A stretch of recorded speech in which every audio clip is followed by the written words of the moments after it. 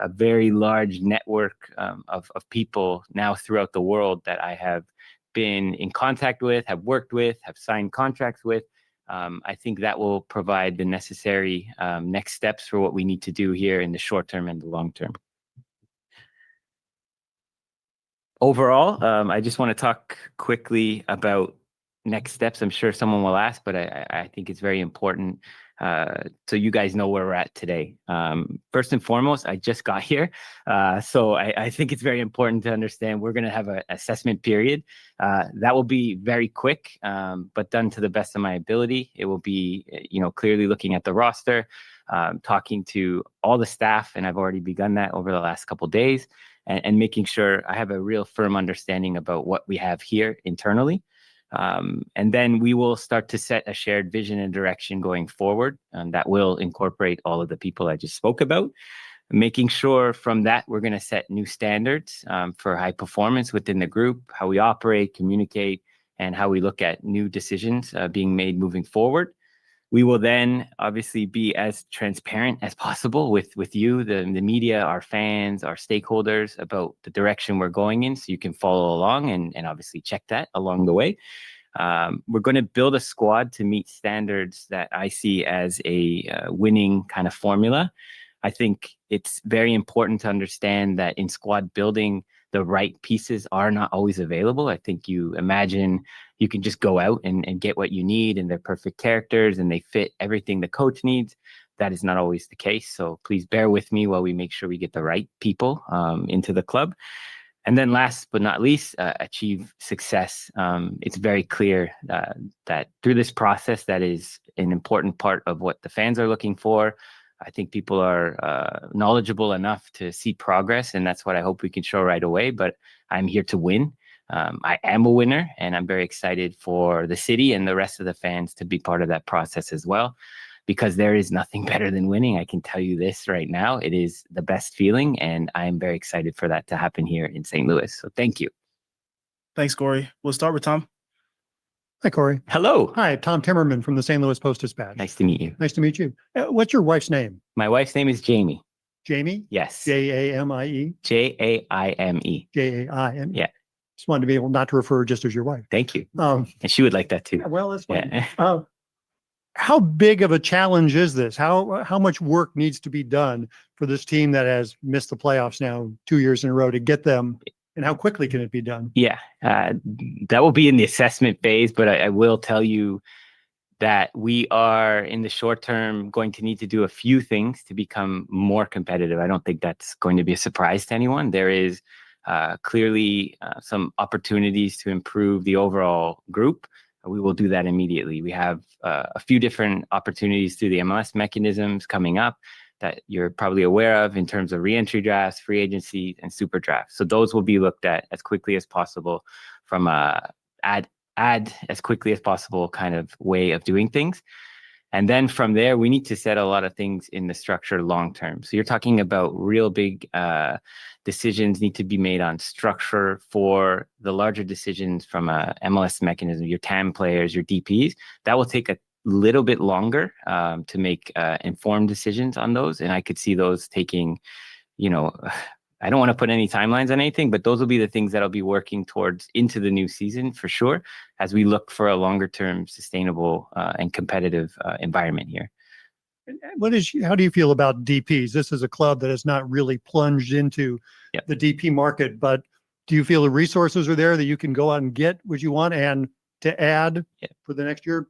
A DP? Yeah, for sure. I think, just in my experiences, we need to be very cautious about just getting a DP or getting the right DP. I'm sure people will tell you that. And in terms of what that looks like, a lot of work needs to be done behind the scenes to ensure that we do have a good strike rate on those players. So I am confident that there is a desire to win in terms of the ambition of ownership.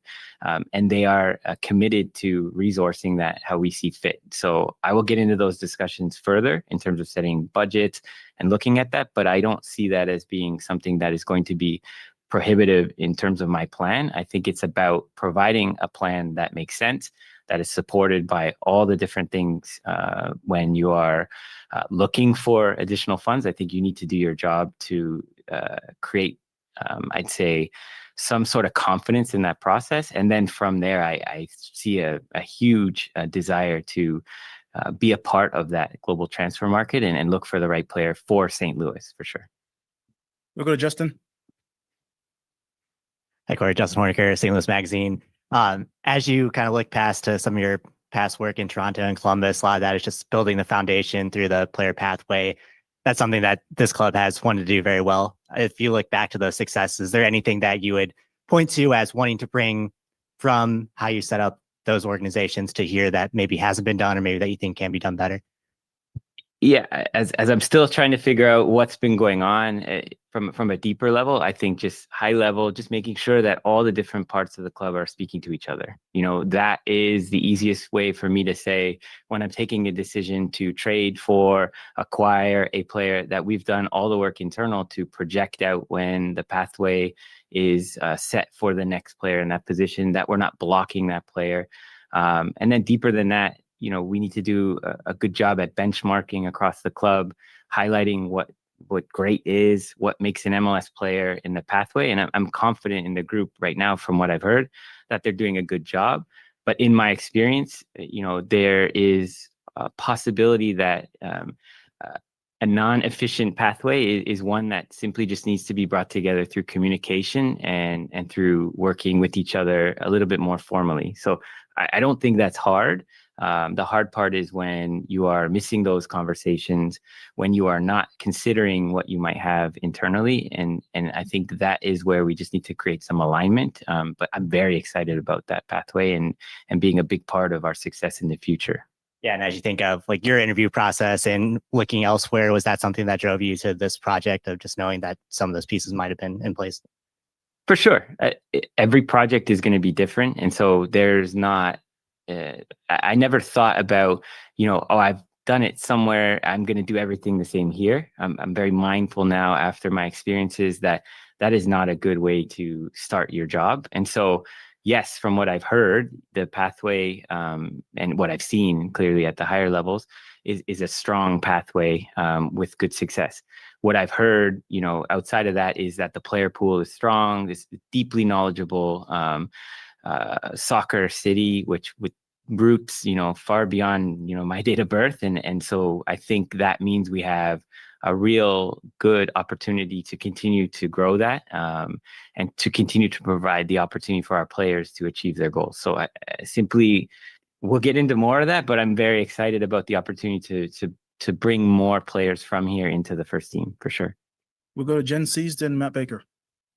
Hi, Corey. Jen Cease with KMOX Radio. You said very fairly that you can't possibly, the players that you might want to have aren't just easily available. But if you did in a perfect world have a person kind of profile player that you like to look for, is there anything in particular in building a roster, qualities of soccer players that you tend to be drawn to? Yeah, I hate to give like a highly political answer, but I don't want to sit here and start to list those out until we finalize some of the bigger pictures. So how I would maybe come back to do that at a later date would be to first ensure we set the vision of how this club wants to play. That could be very different across many different clubs, and that could mean ideal players are very different for each club. So first, that will be a major next step for me in terms of getting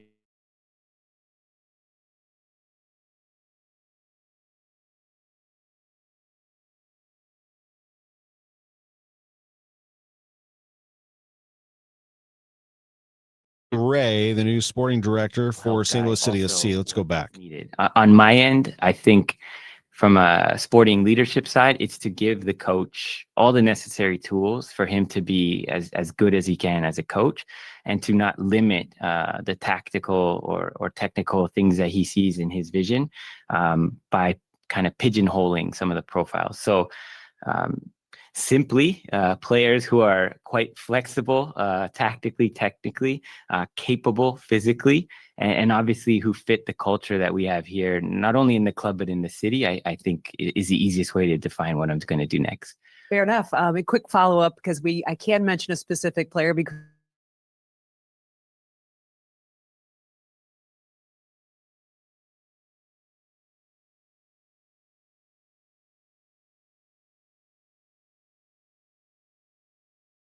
We're going to toss it over to Michael Calhoun for a newscast here because we've got a couple of hiccups there.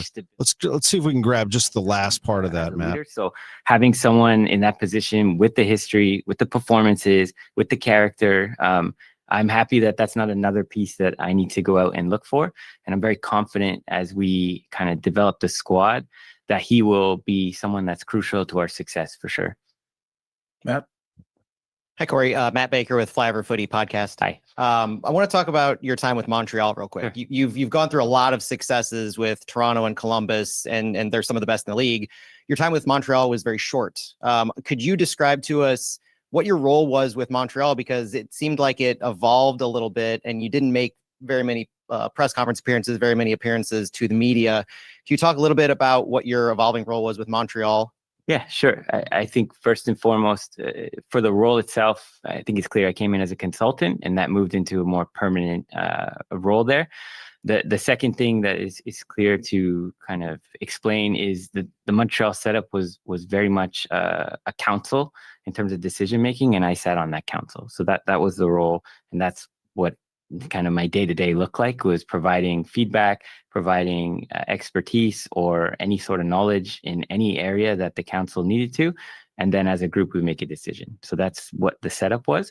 As far as maybe a follow-up question you might have, I will not sit and speak badly about any of my experiences. And I think I am truly grateful for the opportunity that Saputo family provided me. Their history and investment in that city is obviously pretty clear. What they've done to develop the game in Canada. As a Canadian, I'm greatly thankful for that because it's grown the game. And so I see that as maybe a difficult time for me in terms of their vision for wanting to do things in a different way. But I saw it as a really great moment for me to learn. And it really helped me prepare for my opportunity here in terms of really trying to think about establishing a clear vision, refining some of those processes that maybe didn't work so great when I was there. And I can't thank them enough for that opportunity. And to the fans there who never heard from me, they should be pretty excited about what's next. Tactically, what was able to be done with the council to the roster sets them up in a really good way for this offseason. And so I'm proud of the work that we did together. And I'm very excited for the fans to see what Luca and Simone and Gabriel can do next. Without going too deep into the council structure, just as you come to St. Louis, would you compare this structure that St. Louis has more to what you experienced in, or what you expect the structure to be, to what you experienced in Columbus and Toronto? Yes. Yes. So that's very important in terms of where I sit. I think it's clear that there is a large organization that also is part of this process. And I think people get caught up a lot in who does what. I see my role as clearly someone who is going to recommend to, at the end of the day, we all have bosses. I don't think you will ever get away from that until you're truly, free of any decision making from a business standpoint. You're either you're going to speak to shareholders, you're going to speak to somebody to make a decision. So I just want to be very clear. I am entrusted here to make the recommendations. I am here to provide all of the sporting, recommendation decisions on all of the sporting department. But I work for a great company that is going to also be part of that process. And so that includes obviously Diego and leadership, but that is very normal and that's what I'm used to. And so I think what you guys will see in the next years, months, whatever, is that it's not always going to be about me making a decision anyhow. I'd like to introduce you at some point to the other people as part of the process. I think the way in which we see decisions made in the sporting side is often too simplistic, and I'm happy to be the face and to speak about that. But there are so many other people that are part of that need to be recognized. And I think for the fans, I'm very excited at some point to dive deeper in how those processes work. So hopefully that answers your question, but this is very much the same kind of setup that we had in Columbus. And certainly in terms of the sports and entertainment behemoth with Maple Leaf Sports Entertainment, it's very similar to a certain extent with the board, with leadership, with all of the things that we have here. And I'm very excited to work that way. It is a great way, despite maybe what people think on the outside. It was reported recently that you provided a 120-page report or presentation as part of your interview for this position. Is there any insight you could give us into what that contained? And in the sense of, you said you have a lot of a lot of discussions to have. It seems like you've done your homework on this organization. And is there anything you could offer us insight into maybe some of your ideas that contained for the future? No, I think that, and I think it's very important to clarify the process. I think the purpose of something like that was to go through every part of the sporting structure, provide either examples, provide a framework around how it would work, provide an understanding of the level of detail that's required under my kind of guidance as a sporting leader, and to see if that matched what ownership was looking for. Clearly, it was aligned with what they're looking for when it comes to details, when it comes to even some of the things they weren't thinking about. But it's not to say that it was some crazy document or anything, but if you just list out all the processes within a sporting org, I tried to address all of those to be as thorough as possible. It was not something deeper than, that next steps, how we work. But after that will be something a little bit more detailed in terms of the sporting vision, and the real meat of what I'm going to try to do will be provided the next time. It will not be 120 pages. So yeah. We'll go to Brendan Weezy, then Bill McDermott. Corey, Brendan Weezy, KTRS Radio. How are you? I am great. Yeah. You may still be in the preliminary stages of this, but what in the infrastructure with the club do you see that needs changing? And are there things that you see that you'd like to see maybe remain the same, again, from just the early stages of what you've seen so far? Yeah. High level, I think, just based on some high level assessments, we need to improve probably maybe some of the expertise in the sporting leadership. Again, I will harp on it. I am one person. I am not going to change everything by myself. I'm not going to be able to make this a powerhouse by myself. And so I think we could really use some additions in that space. The second thing is to kind of redefine or relook at how we're scouting players. There's probably a gap there. Currently, we do have people on staff. I think my job will be to support them and to try to create a scouting process that can look at, domestic, international, and then also incorporate the internal side that I was speaking about, and find a way that we can have it talk to each other. So those would be the two easy ones. Bigger than that, I think we need to look at how we use data in this day and age. I am someone who relies on it to a certain extent to help communicate across the traditional and then the non-traditional way of scouting or squad build or trends or anything like that. So I think, in terms of using data, I would use the word data informed, making sure we are using it, making sure it's at the right place of the process, and then using it to make our traditional scouting and our other processes better. And so having the traditional side, I guess, the art and the science of scouting speak to the data, and have the data speak to the traditional scouting is how I see a working kind of process going. And I've seen that work really well in the past. So those would be the key areas. After that, it's only day 3.5 since I've been here. I do believe we have some really good people in house. It's just about, elevating, their ideas, creating it, a process that they're part of, and trying to align that in terms of how we communicate with each other. But those are maybe not so exciting for you guys, but that's something that I think is very important in a winning culture. Bill.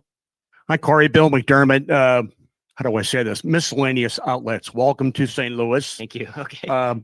When you look, and you touched upon the job description of a head coach, and when you get into that overall process, what would you consider more important? Analytics, analyzing teams in the future, looking at tape, tactics, things of that nature, or management of personalities? What would you consider more important for a coach? Yeah, it's a very good question. The way that I look at it, and the way that, as a group, we've had some really good success in the past is first it's very, very important to get this clear. They have to be a good person. And I think the character of that person is going to be paramount to moving past any first stage of what we're doing. I will be very firm on that, because for you guys, maybe you know or don't know, it is going to be a person I'm going to be working with most hours of the day, and that our club is going to be working with many hours of the day. And so if you do not have someone who is going to have high character and be a good person, I think we stop the process there. From that, we will then start to look at our club and the vision I spoke about of what we're trying to do and where they fit into that. And I think that is going to be the next stage of defining the profile. And so what I mean by that, some of the things you spoke about. So how do they use, film? How do they communicate with the players? How do they break down the match reports? How comfortable are they using some form of data? And do they feel like they are able to sit with a group and work collaboratively? Or are they a person who needs to be by themselves and we just have to cater to them? I think I'm looking for the first version of what I'm explaining. And then we get into the X's and O's and the coaching, but we do not go past those first two stages if it's not right. And I think that will be very important in this process to make clear that we are going to get those first two right before we go on the last one. And then you get into all the other fun stuff that you guys will for sure ask about after every game. They will be very capable at that, but they will not be afforded the opportunity unless they hit the first two. That's Corey Ray, the new sporting director for St. Louis City SC, answering that final question from our Bill McDermott there. And somebody with a lot of MLS experience, 20 years of experience. In fact, for baseball fans listening, this is a similar path taken by Chaim Bloom, who has been in Major League Baseball for 20 plus years as an intern. He started in Toronto. He worked his way through every position you could think of in front offices, to the point where he recruited a lot of the players that were successful for the championship Columbus Crew. Most recently was brought into the Montreal organization, then let go, similar to what Chaim Bloom did a brief stint in Boston, and now has had his opportunity, a data-driven front office member here in Corey Ray. He just talked about it. A lot of the things that Chaim believes in as well, and it sounds like a lot of collaboration is what they're looking for here, and a lot of success. Obviously, this was a long process. It has been a while since Lutz Pfannenstiel was let go, and they did a long search for their next sporting director, and they have landed on Corey Ray. We've just been carrying the press conference. They actually started a couple minutes before noon, about 11:58, so we carried it all the way through here on the Gashouse Gang. We're going to take a break. We'll come back and dive back into baseball, as we'll be joined by Danny Wexelman of MLB Network. Jason Sklar is also scheduled to join us. The comedian, the Sklar brothers are coming to St. Louis pretty soon. With Chris Ranji, I'm Tom Ackerman. Back after this. Rhino Shield is far superior to even the best traditional exterior house paint. Rhino Shield is 8 to 10 times thicker than paint and comes with a 25-year transferable warranty. Rhino Shield is the only ceramic coating company that has been chosen by Disney, This Old House, and 3 times on HGTV's Curb Appeal, where every episode is concentrated on unpainted brick, bonds and seals to stucco, wood, hardy, block, color lock, masonite, and more. No better product for those steel aluminum-sided homes that have become, chalky and tired looking. We coat sloped and flat roofs to extend their lives too. After 15 years, we've got a great reputation and a superior product. As long as it's affordable, why wouldn't you do it? Before you make the costly mistake of painting with traditional paint, you'd be best served to call Rhino Shield today. We are the experts and our evaluations are free. 877-25-RHINO or 877-25rhino.com. Tell them, ladies. Don't paint, don't Rhino, go Rhino Shield. Never paint your house again. Rhino Shield.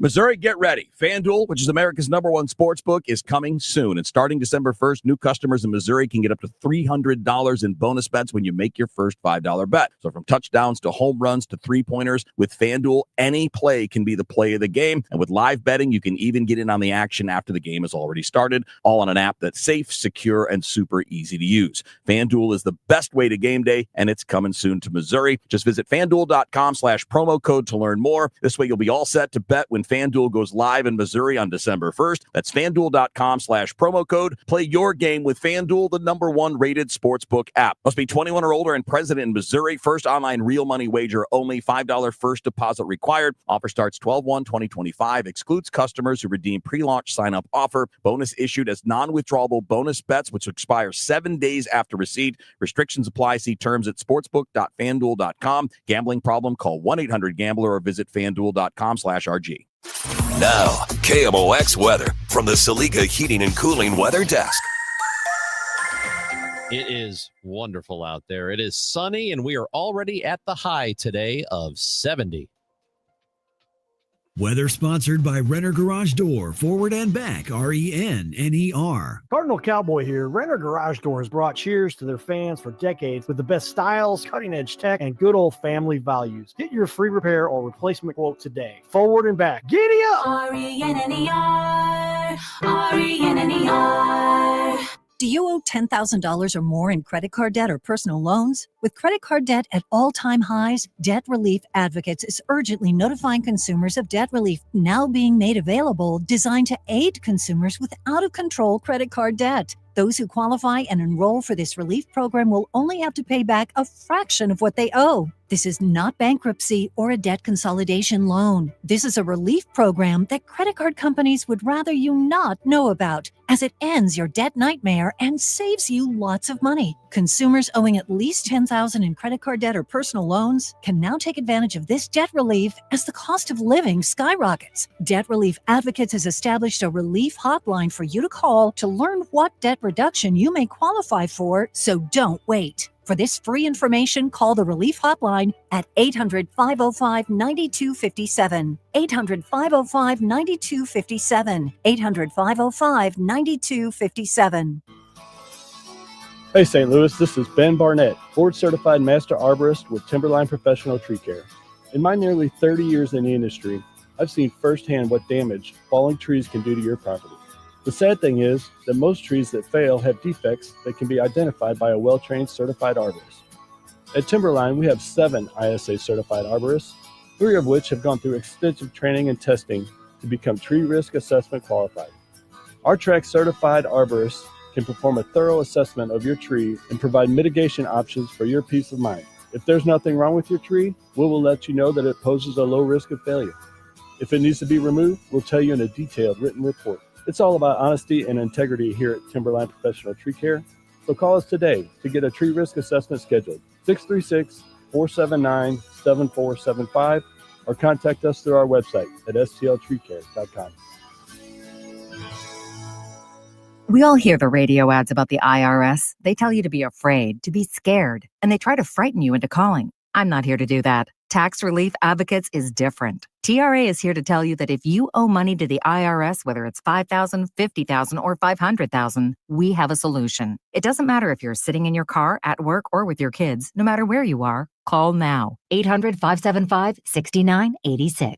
Don't lose hope. TRA can eliminate or reduce what you owe to the IRS. Generous programs are now available that can give you a fresh start. Our passion is taxes and helping individuals fix their IRS problems. We have over 1,000 5-star reviews on Google and an A+ with the Better Business Bureau. You don't need to be afraid of the IRS any longer. End your tax nightmare today by visiting us online at TRA.com or call 800-575-6986. That's 800-575-6986. Tax Relief Advocates. Real solutions for real people. Hello, I'm John Rooney. Congratulations to KMOX on 100 years strong, truly making KMOX the voice of St. Louis. Now back to the Gashouse Gang, sponsored by Saliga Heating and Cooling on 104.1 FM KMOX. Back on the show after carrying that live press conference, MLS and the new sporting director for St. Louis City SC, Corey Ray. Welcome to St. Louis, and we welcome in from ESPN, Sirius XM, MLB Network Radio. Love listening to those shows, as well as we should absolutely mention Mizzou made, and most importantly, St. Louis native, Danny Wexelman, joining us on KMOX. How are you?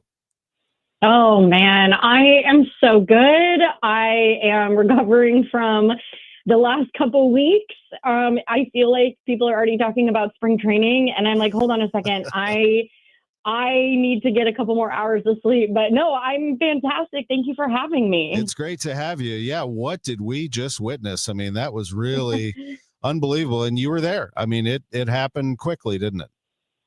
Yeah, I am so lucky. I got a chance to work the postseason for SiriusXM, and I started with the ALCS. But even before that, I was going to the ALDS games. I'm based in New York, so I got to see the Blue Jays early against the Yankees in that series, and then we were off and running. I was looking at my expense reports today, trying to get them done, which I'm sure everyone can relate to in life. I didn't do a good job of managing that, but it was 8 flights and 6 hotels in 3 weeks. And like, I wouldn't have it any other way. I'm so grateful. But I feel like I just saw a number of 51 million people watched Game 7 between the United States, Canada, and Japan. It's the most watched Major League Baseball game in 34 years. And I can't believe what I saw. I feel like baseball's in such a great spot right now. And I was just grateful to be a part of it. It was one of the more eventful World Series that we have ever seen. And a lot of people think that it was the best one we have ever seen. I wonder if we are being a bit of a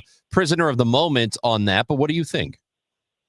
Gosh, well, I can't speak to the entire history of baseball because I'm not 100 years old, but I can speak to my colleagues.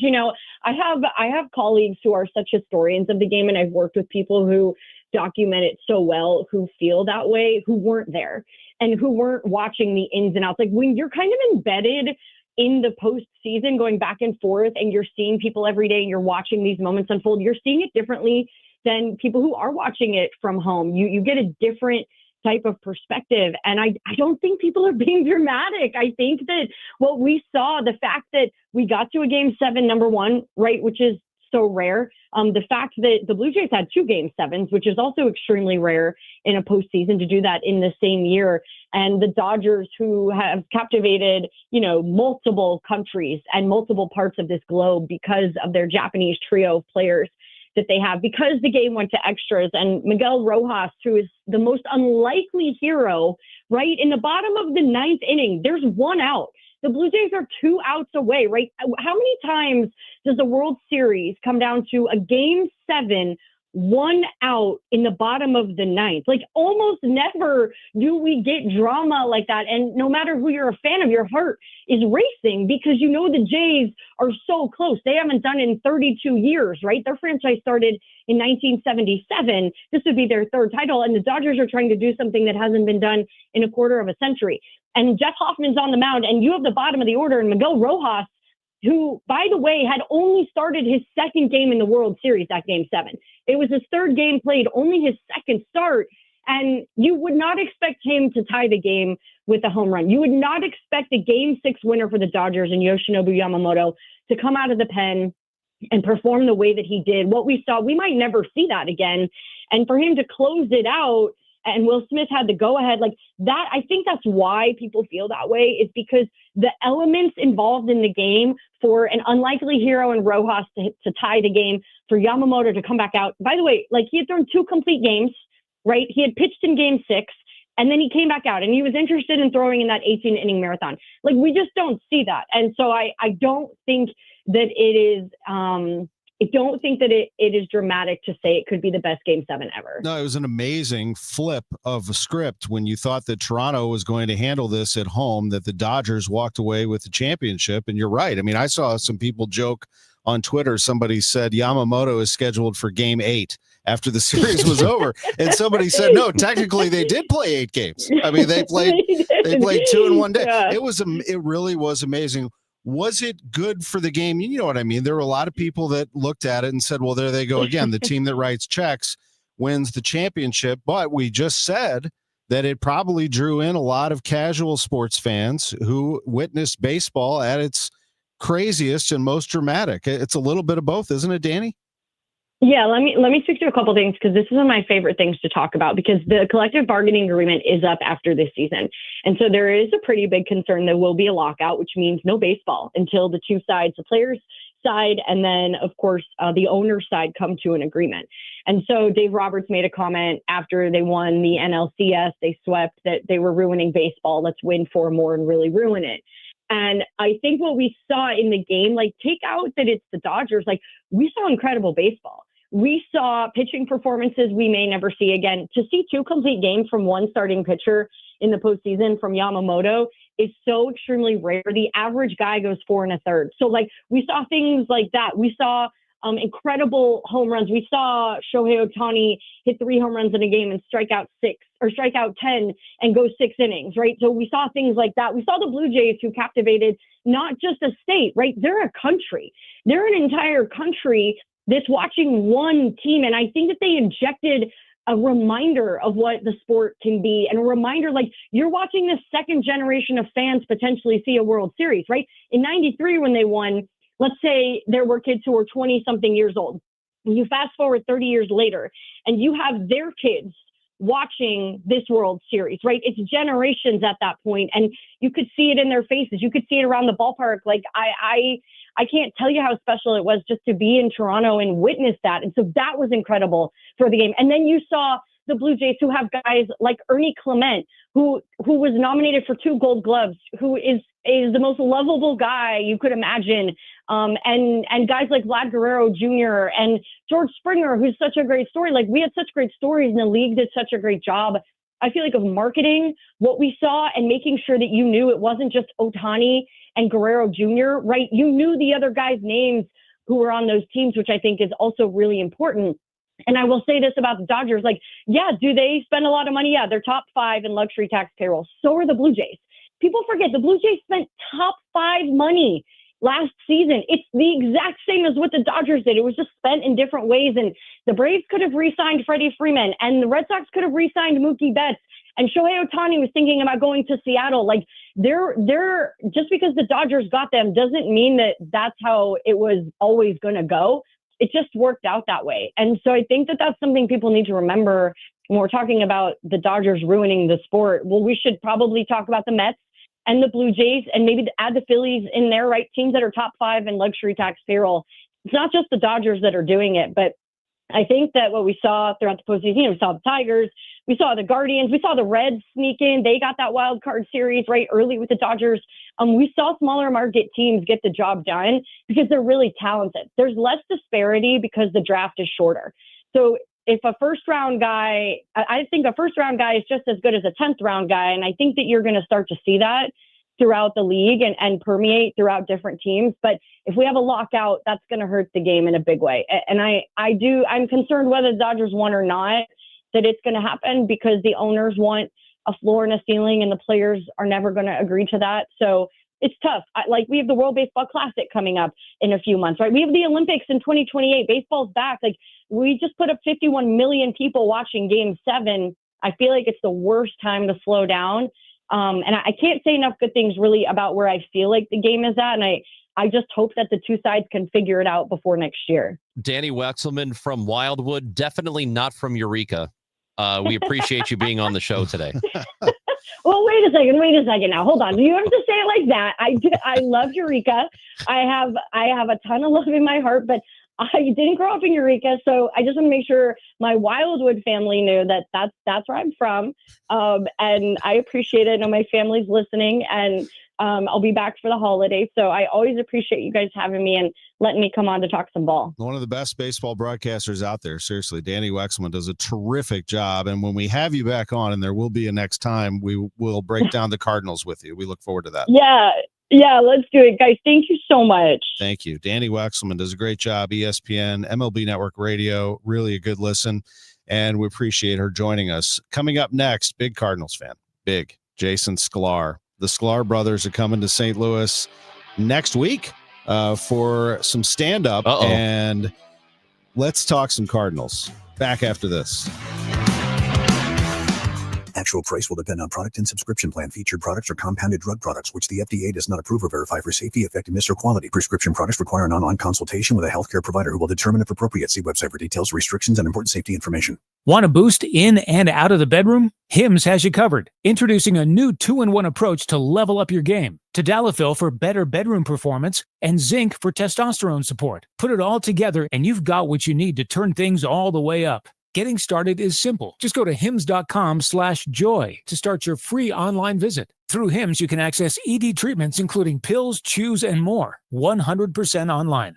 No office visits, no pharmacy lines. Just fill out a simple intake form and a licensed medical provider will determine if treatment's right for you. If prescribed, it ships free and discreetly to your door. Find affordable treatment options at up to 95% less than brand names at hims.com/joy. That's hims.com/joy, HIMS.com/JOY. You're listening to Leaf Filter Radio, and the guru of gutter protection himself, Chris Coonahan, is here to take your most pressing leaf-related questions. Hey, everybody, Chris here. I understand we have Ron on the line. Ron, where are you calling from?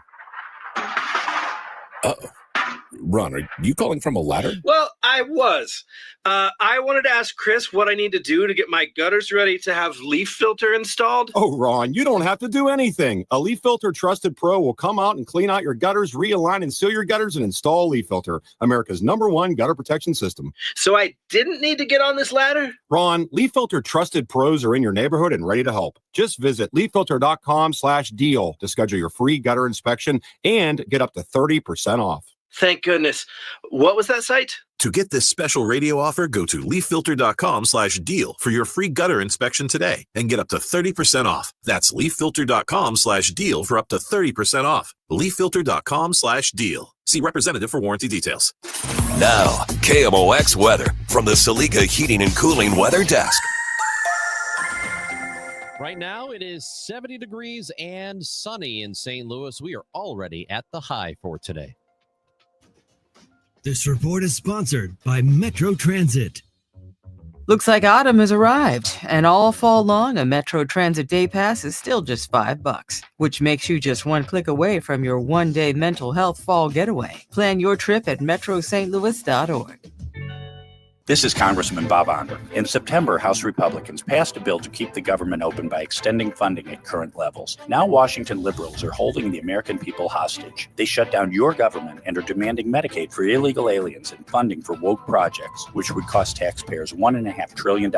Now federal workers are missing paychecks. That's unacceptable. Throughout the shutdown, our offices will remain open to help you, our constituents. Go to onder.house.gov to find the office closest to you. Paid for by official funds authorized by the House of Representatives. If you're one of the millions of Americans behind on your taxes, if you're afraid to open your mail because IRS collection letters could be coming, listen carefully. The IRS is cracking down, taking paychecks, freezing bank accounts, revoking passports. That's a fact. But here's what most people don't know. There are official tax relief programs designed to help struggling taxpayers. Programs that could save you thousands if you qualify. No one knows these programs better than the experts at Optima Tax Relief. Optima's award-winning team will fight to protect your paycheck, your passport, and your property. Their tax attorneys and licensed tax professionals will work tirelessly to get you the best deal possible with the IRS. Every day, penalties and interest keep piling up, so don't wait. Call Optima now for a free consultation. Call 800-348-0269. 800-348-0269. 800-348-0269. Optima Tax Relief. Some restrictions apply. For complete details, please visit OptimaTaxRelief.com. It's the Medicare Advantage annual enrollment period, and Humana knows not everyone has the same needs when picking a Medicare Advantage plan. Now that I'm retired, I want to enjoy the life I've worked hard to build. So I want a plan that covers me when I'm traveling the country. Humana has a plan for that. As a veteran, I want a plan that fills in the gaps my VA coverage doesn't provide, like dental care. Humana has a plan for that. I feel good about my health. I just want care and coverage with predictable costs. No surprises. Humana has a plan for that. With a Humana Medicare Advantage plan, you get coverage and benefits that focus on what matters most to you. Learn more at gethumana.com. Humana, a more human way to healthcare. Humana is a Medicare Advantage HMO and PPO organization with a Medicare contract. Enrollment in any Humana plan depends on contract renewal. Now, back to the Gashouse Gang, sponsored by Saliga Heating and Cooling on 104.1 FM KMOX. Welcome back to the Gashouse Gang. Boy, this next guest is a perfect fit for this show. Absolutely perfect. You've heard him on KMOX, and the Sklar brothers are coming to St. Louis November 14th through the 16th. It is an absolute pleasure to have Jason Sklar back on KMOX, the home of the Cardinals. How are you? I am great. Thank you so much. I love KMOX. Grew up on it. They used to have, like, in the middle of the night, I forget, it might have been Jim White who was doing it, the trading station. Do you guys remember that? No, They did I'm have thinking the of trading Art Bell. station. Wasn't it Yeah. Art Bell, the middle of the night guy? I think you're right. Jim did It was- his own show, but the trading station was a thing for sure. And it was like, someone's like, I have a dinette set that I'd like to sell. And then someone later was like, I got 2 lawn chairs and I want to talk to that lady with the dinette set. I'm like, is this a dating show? What are we doing? It's great. Get these people together. Let them, figure it out. Let them give her your chairs. I love it. I love KMOX, love St. Louis. We're so excited to come back for this amazing comedy festival. Come on out, St. Louis. Support it, and more good things like it will keep coming. Did you enjoy the World Series? You're a big baseball fan. What was it like among Dodgers fans? Well, I had placed a lot of money on this series with Ohtani's translator, so I did very well. So Nice. just so you know, I did great. I saw those. I'm heartbroken for Toronto. Obviously, if they won, there would have been big tariffs that they would have had to deal with the trophy. But I'm a huge fan of the fact that it went 7 games, the fact that it went extra innings in the 7th game. As just a pure baseball fan, like when the Cardinals were out of the World Series, out of the race, which this year was in April, when they were out of it and I knew that they weren't going to probably get there, my thought was like, okay, now I can just sit back and hope that it's exciting. And I thought this was pretty exciting as far as World Series go. Am I wrong? No, it was great. I mean, it was one of the best. It had everything. Yeah. It had everything. I mean, look, I love that, like, no-name guy. Randy and I did a comedy special years ago trying to get Jose Oquendo into the Hall of Fame. And we did manage to get a homemade plaque that we made for him, for the utility player, put on the utility closet in the Hall of Fame. So I do count that as a victory. But we celebrate the guys who people don't celebrate, as much, who we feel like are huge contributors. And I think Rojas is a perfect example of that. That guy coming in with the most a super clutch hit in that series was fantastic. Loved it. You and your brother doing that podcast up until what? You ended it early this year, right? The Cheap Seats podcast, the sports podcast. Would you feel like you miss it when something like that happens? You got a World Series like that, you want to talk about it. Totally. And, we still do little hits of sports stuff on the NPR station out here in Southern California. And yes, I do miss it. We fill in for Jim Rome on his radio show and guest host his show like 7 or 8 times a year. But yeah, the weekly outlet to talk about sports, we loved it. We had done it for like 15 years. And, over time, podcast landscape changed and we decided to focus, more directly on our Dumb People Town podcast, which we're doing live on Sunday night in St. Louis on the 16th at the Pageant Theater. But because that's sort of the two, that was the one that was bigger. And right now, Randy and I are writing on this new Kevin Hart, Kenan Thompson sports show for Amazon called Good Sports, which is coming out soon. And that is where I get to pour all of my weekly sports love into writing for this show and hopefully doing a little something on it. That is going to be great. And by the way, the Flyover Comedy Festival, flyovercomedyfest.com, is where the Sklar brothers are going to be right here in St. Louis. What is that like writing for those two and others?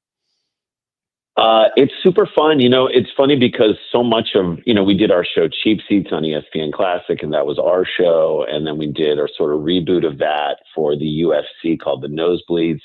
And in many cases, when we're writing for ourselves, it's a different type of writing because we know the type of humor that we do. But now to write for someone else, I will say, like, if I write a joke or Randy and I come up with like a sketch or a bit, and it comes off and it gets a laugh on the show, the feeling of that is I can only describe it as like when I see my daughter who plays like junior golf, when she hits a good shot, and it's like almost feels better. She got a hole-in-one this year in a tournament. And I'm like, I think I was more excited for her to do it than if I had done it myself. I love it. And by the way, speaking of not very well-known Cardinals players, like Jose Oquendo, for you guys, that would be too big of a name. I mean, Cesar Cedeno, that'd be maybe a little more in your wheelhouse. I mean, that's true. The two of you celebrate. Mike Tyson. There you go. Mike Tyson, not the boxer, but the infielder. Ramsey. Like, I mean, there were so many great players. The Glenn Brummer is another name. Like, I can pull out any 80s Cardinals, and Jeff Lottie. Mike Laga, the only player to hit a ball out of the old Busch Stadium. Like, we can go toe to toe when it comes to like obscure Cardinals players. Love them. You're talking about writing a moment ago, writing for a different show and not for you or your brother. How hard is it to write in somebody else's voice? I mean, I think it takes some doing. Like, it takes some recalibrating, because, you know, the first thing you think of when something weird happens is you're like, okay, I'm going to make the joke that I would make. That your instincts go to whatever your voice is. And then with this, there's like an extra layer. You're like, well, would they say that? Is that a joke that they would make? And so sometimes you write a joke that you're really happy with, but you're like, that doesn't work because that's not something that would come out of their mouth, or that doesn't feel like something they would do. Or this is way too edgy and mean about these celebrities, and these guys have relationships with these celebrities. There's no way they're saying that. So even if the joke works, you're like, I'm not going to make that joke. They're never going to make that joke. So that one was for me. Put that away in the drawer. And then this is the one I'm going to write for the show. So sometimes it's like that extra layer of writing, but it's good. I mean, that's, as a writer, you always say, like, you know, anytime someone says, oh, you can't do that, then as a writer, if your answer is, well, then I quit, then you're not a writer. If someone says you can't do that, then you're like, okay, I'm going to beat that joke with something else. Jason Sklar is with us. Jason from St. Louis. We all grew up in the same era, so I don't think we've ever been through anything like this. I mean, maybe the 90s for a little while, but I mean, how do you view this right now as a Cardinals fan? So, I mean, what's hard about it, and what's hard about the Dodgers winning, is unfortunately, like, a roadmap to success is like, you really have to put a lot of money into a team, and you really have to like make strong, bold moves. And so when you go through periods where you feel like it's not happening as much, then it gets super frustrating. And yeah, I agree. It's been a long stretch since the Cardinals, you know, and we had 2000, the 2000, was it 11, 12? Well, like I'm blanking on David Freese. 11. Like that World Series for us, like, I think that buys you as an organization about a decade of goodwill. And we're leaving that time frame a little bit. And I think Cardinals fans, like, I went to a game this year and there were maybe 20,000 fans in the stands. And I'm like, I can't ever remember in the fifth inning. I can't even remember a game. It was in August. So it wasn't like an end of the season. And I'm like, where is everybody? And is this a message that's being sent back to the team? We need to do better. And I think we knew this year was going to be like a rebuilding year anyway, but like, you can't string too many of those together without like heading in the right direction and possibly winning.